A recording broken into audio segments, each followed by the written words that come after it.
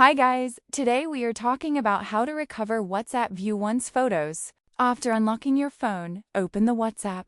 This is where View Once photos are normally received. Now open the chat and tap on the View Once photo. You will see it opens only one time and then disappears. This is designed for privacy, so it cannot be opened again. Here's the important part. You cannot recover View Once photos. Once you open it, it automatically deletes and cannot be restored. Even screenshots or reopening is blocked for security reasons.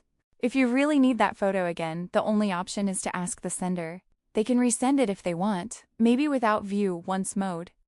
So communication is the only working solution here. And that's the truth about WhatsApp View Once photos. You cannot recover them. It's a privacy feature, so it is designed to disappear after one view. If this helped you understand, make sure to subscribe and comment for more clear tutorials like this.